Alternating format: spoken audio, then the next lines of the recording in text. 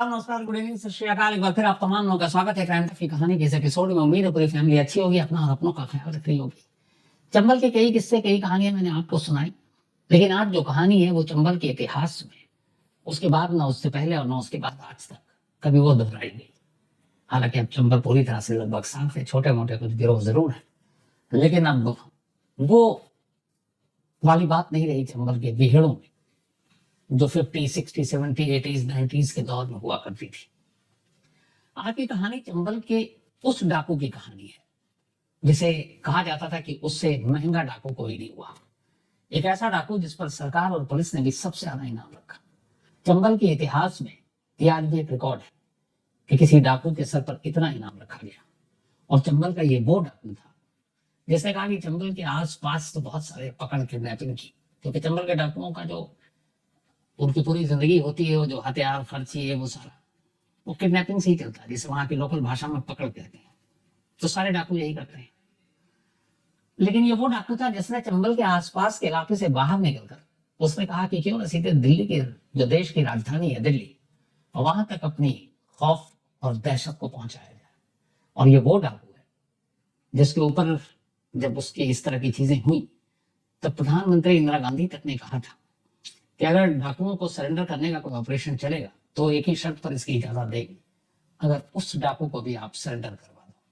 तो अंदाजा लगाइए वो क्या होगा। पुलिस की फाइल में उसका कोड नेम था E1, यानी एनिमी नंबर 1, दुश्मन नंबर 1। बात 1965 की है। चंबल के डाकू बैठकर एक मीटिंग कर रहे हैं और उस मीटिंग का मुद्दा यह है कि बहुत सारे पैसे चाहिए, आसपास के लोगों को पकड़कर कुछ ही पैसे मिलते हैं, तो एक बड़ा हाथ मार रहा है, तो कैसे? तो उन्होंने कहा चंबल के बाहर सोचना चाहिए। अब चंबल के डाकुओं की जो पूरी ताकत है या उनका जो वर्चस्व है वो चंबल के इर्द गिर्द होता है, लेकिन उन्होंने कहा बाहर कहाँ? तो ये हुआ कि अगर दिल्ली, तो बहुत सारे डाकू चौंके कि ये क्या कह रहे हैं आप सरदार, दिल्ली में कैसे? तो उन्होंने कहा बात तो तभी है, अगर दिल्ली तक हमारी धौंस और धमक पहुंचे तो फिर बात है चंबल की। तो ठीक है, क्या करना है? तेवा की लिस्ट बनाओ, ऐसे कौन कौन से लोग हैं जिनको दिल्ली से उठाएं, किडनैप करें और फिर उनसे वसूली करें। लिस्ट बनती रही, तभी एक नाम आया, एक शख्स जो उस वक्त दिल्ली में मूर्तियों का बहुत बड़ा बिजनेसमैन था, बहुत बड़ा, करोड़पति। लेकिन उसका एक दूसरा रूप था उस बिजनेसमैन का। वो रूप ये था कि वो मूर्तियों के कारोबार की आड़ में वो उसकी तस्करी नहीं करता था, स्मगलिंग में, देश के अलग अलग मंदिरों में या फिर किलाओं में या फिर और ऐसी जो ऐतिहासिक मूर्तियां होती थी जिनकी इंटरनेशनल मार्केट में काफी मतलब मांग है, डिमांड है, तो उनकी तस्करी किया करता था। तो फिर चंबल के डाकुओं के सरदार तक उसका नाम और उसका काम पहुंचा। तो ये हुआ कि यही है टारगेट। लेकिन अब चंबल में बैठकर दिल्ली के उस बिजनेसमैन को कैसे किडनैप किया जाए, अब इसकी प्लानिंग शुरू हुई। तो हुआ ये कि उस बिजनेसमैन तक एक खबर पहुंचाया गया।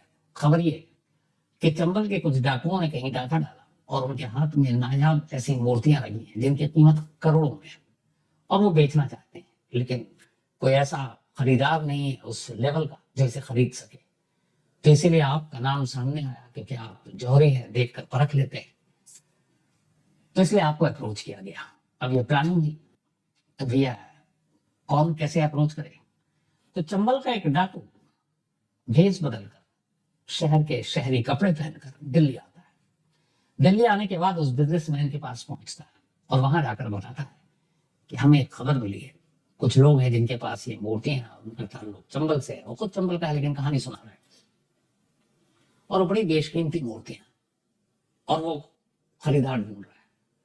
तो मुझे भी ये था कि कुछ कमीशन मिलेगा, तो मैंने कहा आपसे पूछ लो, और यार थे तो बीच में मैं बिचौलिए का काम कर। अब वो कारोबारी एक स्मगलर भी मूर्तियों का तस्कर मन में लालच आया, क्या अगर करोड़ों का माल होगा तो कुछ ही लाख में खरीद लेंगे। उसने कहा ठीक है, लेकिन पहले वो मूर्तियां देखेंगे। शर्त ये थी। तो कारोबारी पुख्ता भी होना चाहता था कि मूर्तियां सही है नहीं है, कोई साजिश तो नहीं है, लेकिन उसके दिमाग में दूर दूर तक ये नहीं था कि ये सब चंबल के डाकुओं की प्लानिंग चल रही है। तो उसने कहा ठीक है, हमारा एक आदमी पहले मूर्ति चेक करेगा। उसने कहा ठीक, आप करेंगे। अब वो उस कारोबारी का जो बंदा था, मूर्तियों में डील करता था, एक एक चीज जानता था असली और नकली। तो उसने कहा ठीक है, इसको भेजते हैं। तो कहाँ भेजते हैं? तो ग्वालियर। अब वो बिजनेस मैंने कहा वो बंदा ग्वालियर पहुंचा, ग्वालियर से दूसरा शख्स उसको लेकर अड्डे पे पहुंचा, और वहां अड्डे पे पहुंचने के बाद उसको असलियत पता चली कि वो आया कहाँ है। अब उसे लग गया, वो तो डाकुओं के चंगुल में फंस गया, क्या करे। अब उसे छोड़ते हैं तो जाके मालिक को सच सच बता देगा। तो अब क्या हुआ, तो डाकुओं ने एक नई प्लानिंग बनाई। उस शख्स को लेकर वो ग्वालियर गए, और वहां 1965 की बात है, वहां एक जगह ले जाकर उससे फोन कराया। तब लैंडलाइन फोन हुआ करता था, वही बहुत कम लोगों के पास, लेकिन वो करोड़पति था।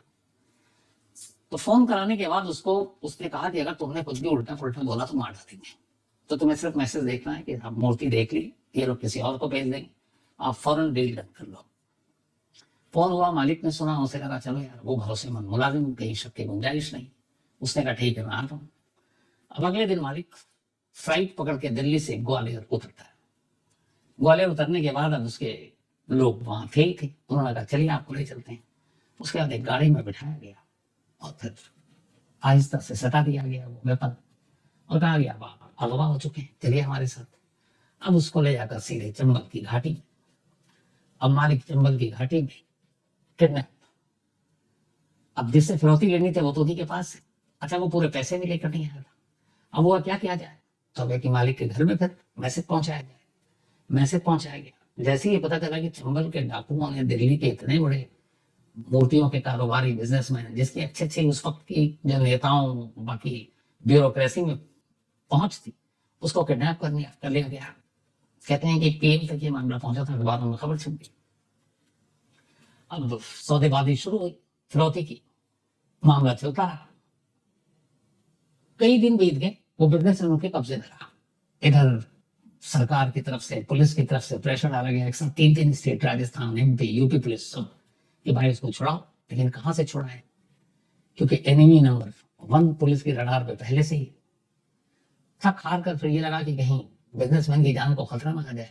घर वालों ने कहा भाई आप सरकार पुलिस अपनी कोशिश रहने दो, हमें बात करने दो। बात की, और कहते हैं कि आखिर में उस दौर में 1965 में जो डील हुई फाइनल, 50 लाख से होते थे 26 लाख तक आई, 26 lakhs इन 1965। सोचिए वो अमाउंट कितना बड़ा होगा। तो 26 लाख में डील हुई, 26 लाख चंबल पहुंचाए गए। 26 लाख मिलने के बाद उस कारोबारी को रिहा किया गया और वो दिल्ली सकुशल पहुंच गया। जिस डाकू ने इस बिजनेसमैन को किडनैप किया था उसका नाम था डाकू मोहर सिंह, प्यार से लोग दद्दा भी बोलते हैं। मोहर सिंह की भी कहानी डाकू बनने की वही थी, जो चंबल के हर डाकू या जो अपने आप को बागी कहते हैं होती है। जमीन को लेकर गांव में झगड़ा हुआ, झगड़े में हाथ पैर चले, और उसके बाद मोहर सिंह के परिवार वालों को चोट पहुंचाई गई, बदला लिया मोहर सिंह ने, हाथों एक कत्ल हो गया। मोहर सिंह पुलिस से बचता हुआ भागे, तो कहां भागे, पहुंच गया चंबल, जो हर बागी और डाकू की इसी तरह की कहानियां मिलेगी।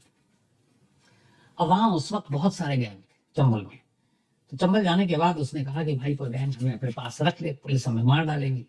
और एक से एक बड़े ढेर जो गैंग उस वक्त ऑपरेट कर रहे थे, उनमें से एक मान सिंह भी उसी दौर में थे। लेकिन किसी गैंग ने भी भाव नहीं दिया, उसने कहा कि यार किसको रखेंगे, तो किसी ने भी अपने पास लिया नहीं। चंबल में भटकते भटकते अब मोहर सिंह को यह था कि वापस घर जाएंगे तो पुलिस मार डालेगी या पकड़ के जेल के अंदर डाल देगी, और अभी बदला अधूरा है, क्या करें। तो उसने बाकी गैंग और डाकुओं को देखा, तो बोला इनसे क्यों मदद मांगा, मैं खुद अपनी गैंग बनाता हूँ। क्या धीरे धीरे उसने ऐसे ही लोगों को चुनना शुरू किया, और कुछ ही वक्त के अंदर अंदर करीब 150 लोग मोहर सिंह के गैंग में शामिल हो चुके थे। मोहर सिंह की एंट्री और ये गैंग बनना किस्मत ने भी साथ दिया। उस वक्त तक जिस डाकू की तूती बोला करती थी चंबल में, डाकू मान सिंह, वो एक एनकाउंटर में मारा गया। बाकी जो छोटे मोटे गैंग थे वो काम कर रहे थे। लेकिन जब मोहर सिंह ने एंट्री मारी अपने 150 साथियों के साथ, तो फिर देखते ही देखते उसका नाम 3 राज्यों में गूंजने लगा। और उसकी वजह ये थी कि चंबल के डाकुओं के जितने भी इनकाउंटर होते या मारे जाते या पकड़े जाते, उसकी एक कॉमन वजह थी, और वो वजह यही होती कि मुखबिरी। अब डाकू हैं, हर वक्त चंबल के अंदर तो रहेंगे नहीं, अनाज खाना पीना, लूटना, किडनैपिंग, तो उन्हें आसपास की बस्तियों में, गाँव में भी जाना है। और यही वो मौका होता था जब पुलिस वाले गाँव के लोगों को मुखबिर बनने के लिए तैयार करते थे, या तो जबरदस्ती या धमका कर या लालच देकर। और इसी वजह से बहुत सारे लोग मारे गए। मान सिंह का जो लास्ट एनकाउंटर हुआ उसमें भी यही आया कि गांव वालों ने कुछ मुखबिरी की। ये बात मोहर सिंह को मालूम थी, उसे पता था कि मुखबिरी के चक्कर में वो एक दिन ही उसके गैंग के लोग मारे जाएंगे, तो उसने कहा इसे रोका कैसे जाए। कहते हैं कि चंबल का इकलौता डाकू था मोहर सिंह जिसने इस मुखबिरी का तोड़ निकाला।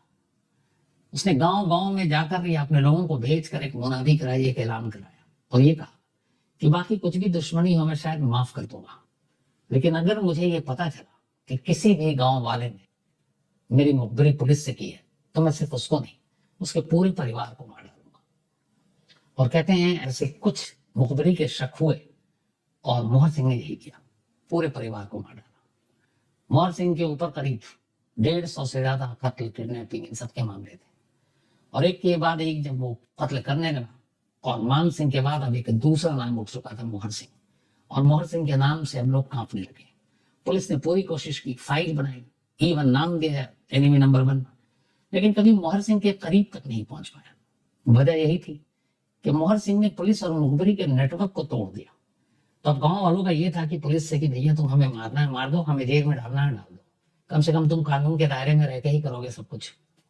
लेकिन उधर अगर पता चल गया मोहर सिंह को कि मैंने मुखबिरी की है तो हम हमारा जो पूरा परिवार है बेकसूर वो मारा जाएगा, तो हम पूरे खानदान और परिवार को दांव पर नहीं लगा सकते, हम मुखबिरी नहीं करेंगे। और यही वजह है कि मोहर सिंह इकलौता ऐसा डाकू था चंबल का जो बेखौफ गांव में जाकर रुका, उनके साथ खाना खाता। क्यों? क्योंकि उसे मालूम है कि किसी गांव वाले की हिम्मत नहीं है जो उसके यहाँ आने जाने रुकने खाने पीने की मुखबिरी कर सके। और ये चीज जब बाद में पुलिस को पता चली तो पुलिस के लिए सबसे बड़ी परेशानी यही हो गई कि आखिर मोहर सिंह को कैसे रोका जाए, क्योंकि पुलिस बिहार में पीछा करके आप कितने दिन तक पकड़ सकते हैं, ढूंढ सकते हैं। कभी ऐसा होता नहीं है, क्योंकि डाकू अक्सर बिहार में ऊंचे टीले पर होते हैं और दूर से ही कई किलोमीटर दूर से अगर पुलिस या कोई भी आ रहा है तो उस पर नजर होती है और वो देख लेते हैं, वो अपना रास्ता बदल देते हैं। और टीले भी ऐसे हैं वहां के कि एक अगर इस जगह आप छुपे हुए हैं तो आपके पीछे वाले टीले से भी पता नहीं चलता है कि वहां पे कोई है, तो वो सबसे मुश्किल काम है। तो मोहर सिंह के खौफ को देखते हुए चंबल का पहला डाकू बना जिसपे इनाम बढ़ाते बढ़ाते सरकार और पुलिस ने 3 लाख रुपए का इनाम रखा मोहर सिंह के जिंदा या फिर मुर्दा खबर देने या मारने या पकड़वाने वाले को 3 लाख रुपए का इनाम। ये 1965-70 की बात है। उस दौर में या उसके बाद कभी किसी चंबल के डाकू पर इतना बड़ा इनाम नहीं रखा गया। 3 लाख सिर्फ मोहर सिंह के सर पर और उसके पूरे गैंग के ऊपर कुल मिलाकर 12 लाख रुपए का इनाम रखा गया। 12 लाख का इनाम किसी डाकू के सर पर नहीं आया था, लेकिन उसके बावजूद मोहर सिंह पकड़ा नहीं गया और खुलेआम चुनौती देता था पुलिस वालों को। और गांव में उसकी तूती बुरा करती थी, किसी की हिम्मत नहीं होती थी कि उसके खिलाफ कुछ कर सके। धीरे धीरे अब केस बढ़ता रहा और 10 साल के अंदर अंदर मोहर सिंह के नाम 250 से ज्यादा मुकदमे दर्ज हो चुके थे। इनमें से करीब सिर्फ कहते हैं 90 तो मर्डर के मामले थे, तो उसने बदला लिया या फिर पुलिस के साथ कई पुलिस वालों को मारा और उसका आतंक बढ़ता गया, लेकिन वो पुलिस के हाथ नहीं आया।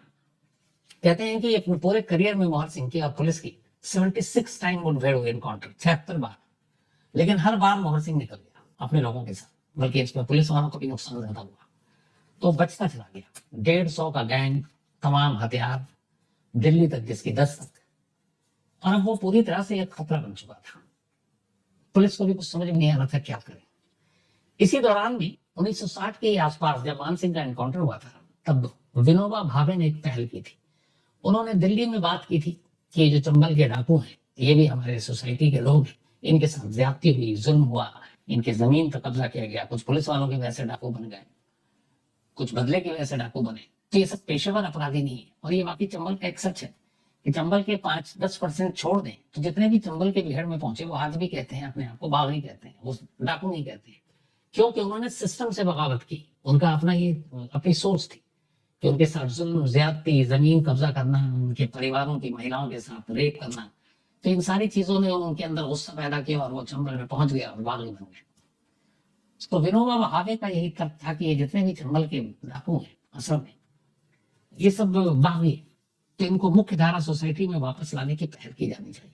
बल्कि एक जगह एक भाषण में विनोबा भावे ने बहुत मशहूर डायलॉग बोला था, जो बाद में एक फिल्म इरफान खान की जो फिल्म थी पान सिंह तोमर, उसमें इस्तेमाल भी हुआ था कि चंबल के डकैत तो संसद में बैठते हैं। और उन्होंने ये भी कहा था कि चंबल के डकैत से मतलब तो जो चंबल के डकैत है वो संसद में बैठे डाकुओं से कहीं ज्यादा बेहतर है। ये विनोबा भावे की लाइन थी कि संसद में बैठे डकैत जो है वो ज्यादा बुरे हैं जो चंबल में बैठे हुए डकैतों से। तो विनोबा भावे ने ये मुहिम चलाई, लेकिन काफी उनकी कोशिश हुई, समाजवादी नेता थे कि डाकू सरेंडर करें, पर वो नाकाम रहे, हुआ नहीं। वो पूरी स्कीम ही ठंडे बस्ते में चली गई। फिर इसके बाद 10 साल बीत गए थे। 60 में विनोबा भावे जी ने पहल की थी। 1970 में अब जयप्रकाश नारायण जी आते हैं, जेपी नारायण जी, और वो अब पहल करते हैं। उन तक ये बात पहुंचती है, चंबल और चंबल के बागियों की कहानियां पहुंचती हैं। उस वक्त मीडिया में बहुत सारे ऐसे डाकुओं की अलग अलग कहानियां हैं कि वो कैसे डाकू बने। तो ये वो दौर था जब मोहर सिंह की तूती बोला करती थी, और मोहर सिंह हर अखबार की सुर्खियों में भी होता था, अपने जो कुछ करता था। और उस वक्त की प्राइम मिनिस्टर तक मोहर सिंह मतलब को वो जानती थी। तो 1970 में 10 साल बाद विनोबा भावे की इस मुहिम के जेपी नारायण ने वही अभियान शुरू करने की कोशिश की। उन्होंने कहा कि वही पहल करते हैं जो विनोबा भावे जी ने किया था।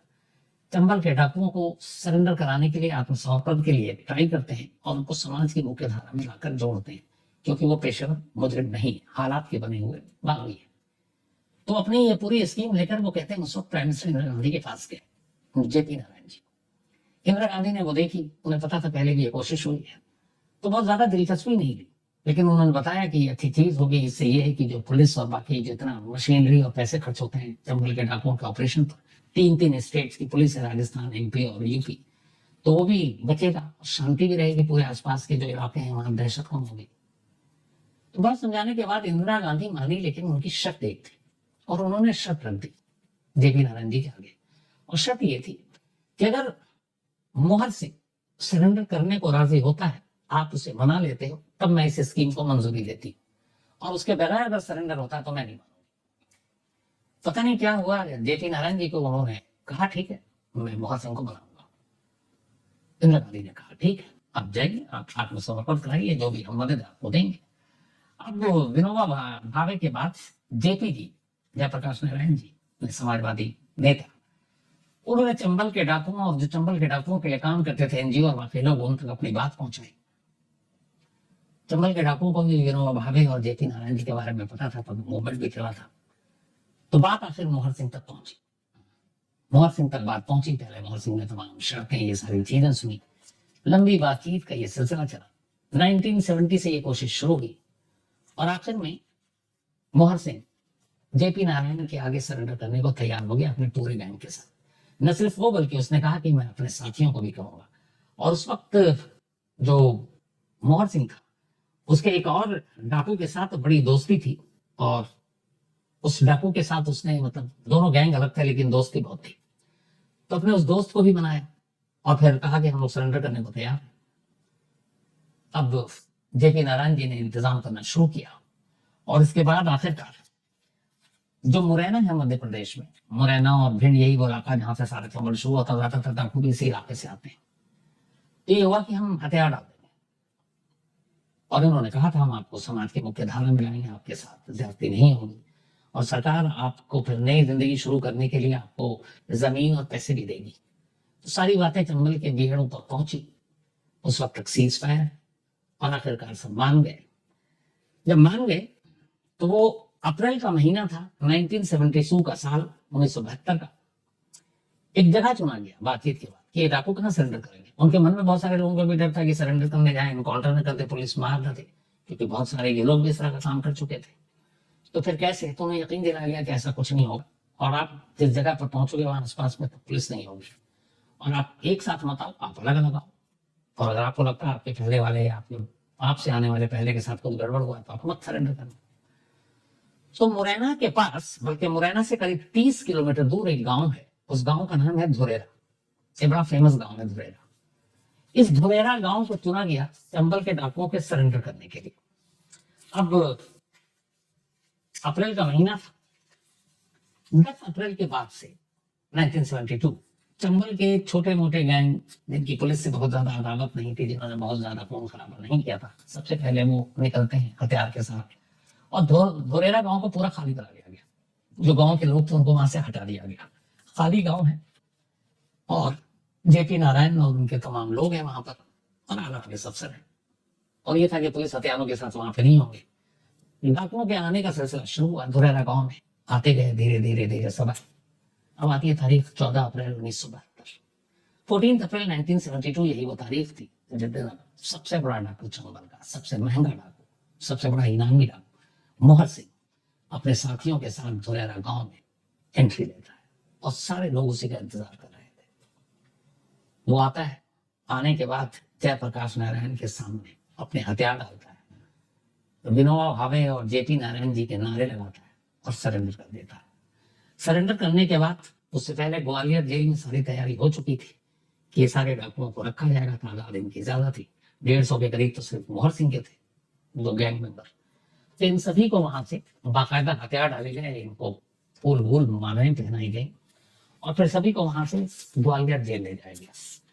ग्वालियर जेल ले जाने के बाद करीब कहते हैं कि पूरे अराउंड 250 डाकुओं ने 14 अप्रैल 1972 को सरेंडर किया था, जिनमें मोहर सिंह और उसके गैंग के तमाम लोग थे। तो सब जय जयकार के नारे के बाद ग्वालियर जेल ले जाया गया। ग्वालियर जेल ले जाने के बाद अब इन पे मुकदमा चला, क्योंकि जुर्म तो इन्होंने किया था, तो ऐसा तो था नहीं कि बख्श दिए जाएंगे, तो मुकदमा चला। इत्तेफाक से एक केस में जिसमें बहुत सारे मुखबिरों और उसके परिवार को मोहर सिंह ने मारा था, और ये जो मुकदमा चलता था तो ये मुकदमा इसके लिए इन लोगों को ग्वालियर जेल से बाहर नहीं लाया जाता था, बल्कि जज साहब खुद जेल जाते थे। तो ऐसे ही एक मुकदमे का फैसला था, कई अलग अलग मुकदमे थे, क्योंकि 250 से ज्यादा तो केसेस थे, 85 से ज्यादा मर्डर थे, सिर्फ किडनैपिंग 150 के आसपास। तो एक ऐसे ही मर्डर केस में अदालत में जज साहब बैठे हुए हैं, सामने मोहर सिंह है, ग्वालियर जेल है, उन्होंने सजाए मौत, फांसी की सजा दी और 10,000 रुपए का जुर्माना मोहर सिंह। जब जज साहब ने यह फैसला सुनाया कि इस चीज के लिए तुम्हें फांसी की सजा दे रहा हूं और साथ में 10,000 रुपए जुर्माना, तो कहते हैं कि जैसे ही जज साहब ने बोला और जज साहब रुके, तो मोहर सिंह, ये बाकायदा दस्तावेजी सबूत है किताबों में उस वक्त, तो मोहर सिंह ने जज साहब की तरफ देखा, उसे कोई वो नहीं हुआ डर खौफ कि मुझे फांसी की सजा मिल गई, वो बल्कि ऐसे उल्टा पूछता कि जज साहब ये बताइए, जब मुझे फांसी पर आप चढ़ा ही दोगे तो फिर 10,000 रुपए मैं कहां से दूंगा, और मेरे फैमिली के पास तो है नहीं, परिवार के पास जो आपको 10,000 रुपए दे, तो ये तो फांसी दीजिए या 10,000 दीजिए, अब मैं मर ही गया तो पैसे कहां से आप वसूलेंगे। और ये कहकर वो हंसने लगा। खैर बाद में फिर इस फांसी की सजा को ऊपरी अदालत में, हाईकोर्ट में वहां पे गए, तो तमाम मुकदमों की फिर एक साथ सुनवाई हुई और आखिरकार मोहर सिंह को 20 साल की सजा सुनाई गई। फांसी की सजा खारिज हो गई थी, 20 साल की सजा सुनाई गई, लेकिन जेल के अंदर उसके अच्छे चाल चलन थे। 1972 था, 20 साल की सजा हुई, लेकिन उसने सिर्फ 8 साल जेल में काटे। 1980 में मोहर सिंह जेल से बाहर आ गया और जेल में उसे एक जेंटलमैन डाकू का नाम दिया गया था, क्योंकि वो जेल के अंदर बिल्कुल सारे भलाई के काम कर रहा था। तो इसीलिए 20 की बजाय सिर्फ 8 साल मोहर सिंह जेल में रहा, जिससे फांसी की सजा हुई, फांसी की सजा बदली गई, 20 साल हुई और 20 में से भी 12 माफ, 8 साल जेल में रहा। 1980 में जेल से बाहर आए। जेल से बाहर आने के बाद सरकार ने चूंकि सरेंडर करने के लिए हर डाकुओं को पैसे दिए थे, जमीन दिए थे कि तुम अपना नई जिंदगी शुरू करो, क्योंकि पुनर्वास योजना थी, तो मोहर सिंह को 35 एकड़ जमीन दी गई थी। उस 35 एकड़ जमीन पर उसने खेती बाड़ी शुरू की और अपनी जिंदगी चलानी शुरू की। जेल से बाहर आने के 2 साल बाद ही मोहर सिंह का नाम इतना था कि मुंबई से बॉम्बे हुआ करता था, एक फिल्म का ऑफर आ गया मोहर सिंह के लिए कि एक फिल्म में आपको काम करना है और अपना असली रोल प्ले करना है, और उस फिल्म का नाम था चंबल के डाकू, और उसमें मोहर सिंह ने रोल किया। न सिर्फ रोल किया बल्कि चंबल में जब उसका एक और दूसरे गैंग का सरदार जो था, एक डाकू जिसका नाम माधो सिंह था, उसने कहा कि माधो सिंह को भी इसमें रोल करना आप दो, तो प्रोड्यूसर डायरेक्टर तैयार हो गए और मोहर सिंह और माधो सिंह ने 1982 में ये फिल्म रिलीज हुई थी जिसका नाम था चंबल के डाकू। उसमें इन दोनों ने अपना अपना किरदार निभाया था, तो फिल्मों में भी काम किया एक हीरो के तौर पर। फिर धीरे धीरे वक्त बीता, मोहर सिंह ने गुनाह के सारे रास्ते छोड़ दिए थे। 12 साल के बाद फिर मतलब 92 में मोहर सिंह ने पॉलिटिक्स ज्वाइन कर लिया और वो राजनीति में आ गया और कांग्रेस में शामिल हो गया। इसके बाद उसने नगर पंचायत का चुनाव लड़ा और जीत गया। फिर बाद में उसने सोशल वर्क करना शुरू कर दिया। फिर उसने एक मुहिम चलाई कि उसके पूरे इलाके में, आसपास में जितने भी पुराने और टूटे फूटे मंदिर थे, उसने कहा हम इसको नया बनाएंगे, और उसने उन मंदिरों को नया बनाने का काम शुरू किया। इसमें लोगों ने बहुत चंदा भी दिया। ये सब कुछ चलता रहा और आखिरकार 2020 में जब मोहर सिंह की उम्र 92 साल थी, तब 5 मई 2020 ये वो तारीख थी जिस दिन मोहर सिंह की मौत हुई थी।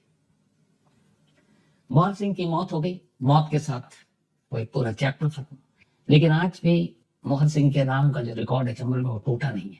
सबसे बड़ा इनामी डाकू, सबसे महंगा डाकू और सबसे बड़ी किडनैप करने वाला और सबसे ज्यादा पैसे फिरौती में वसूलने वाला दिल्ली के उस बिजनेसमैन से, ये रिकॉर्ड मोहन सिंह के ही नाम है। तो कहानी में आज इतना ही। अब आपसे मुलाकात होगी कल रात 9 बजे किसी नई कहानी के साथ। तब तक अपना और अपनों का ख्याल रखिएगा। Thank you very much. तो दोस्तों, आपको कहानी कैसी लगी कमेंट सेक्शन में ज़रूर बताएं। अगर आपको इस कहानी से शिकायत है तो हमारी मेल आईडी पर मेल करें। हम इस कहानी को चैनल से डिलीट कर देंगे। और अगर आपको कहानी अच्छी लगी हो तो लाइक एंड सब्सक्राइब करना ना भूलें। इससे आपका तो कुछ नहीं जाएगा पर हमारा मोटिवेशन ज़रूर बढ़ेगा। धन्यवाद।